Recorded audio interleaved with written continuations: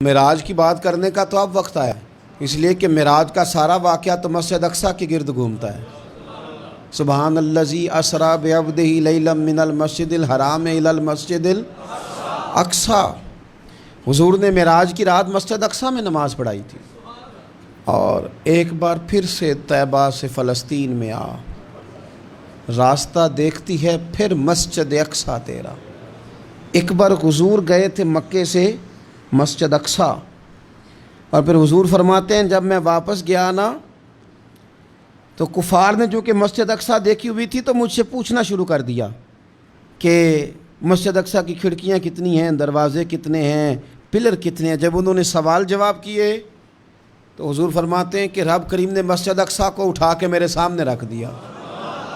میں دیکھتا جاتا تھا، بتاتا جاتا تھا، کہہ لوں بات کر لوں۔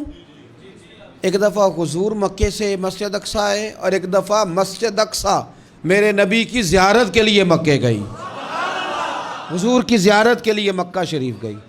اور میرے نبی تو صرف کسی چیز کی طرف ایک دفعہ دیکھ لیں تو وہاں رحمت کے پھول کھلتے ہیں۔ مسجد اقصیٰ کی طرف منہ کر کے 17 مہینے میرے نبی نے نماز پڑھی ہے۔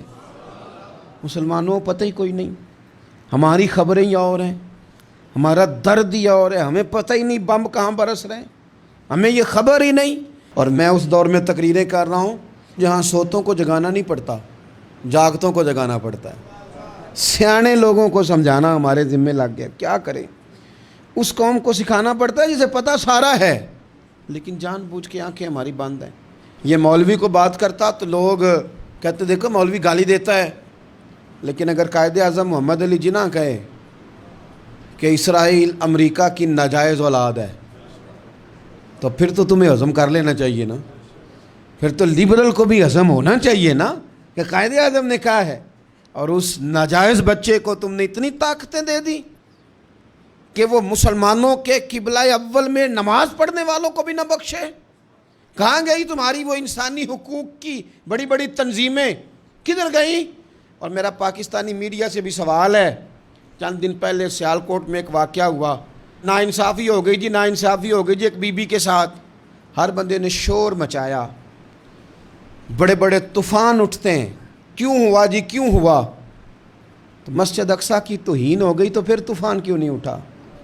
ٹاک شو کیوں نہیں ہوئے؟ بحثیں کیوں نہیں ہوئی؟ میں اس موم بتی مافیا کا کیا کروں؟ ان لبرل لوگوں کا کیا کروں؟ ان کے سپورٹروں ووٹروں کا کیا کروں؟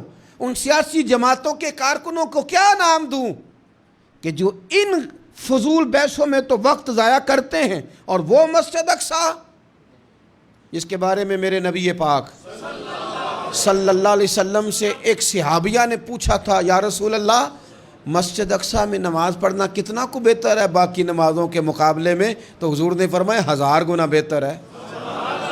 بی بی عرض کرنے لگی سونیا میں جا تو نہیں سکتی، دل بڑا کرتا ہے۔ تو حضور نے فرمایا جا نہیں سکتی تو وہاں تیل ہی بھجوا دے، جس میں حاضری لگوانے کی حضور بات کریں جس مسجد میں۔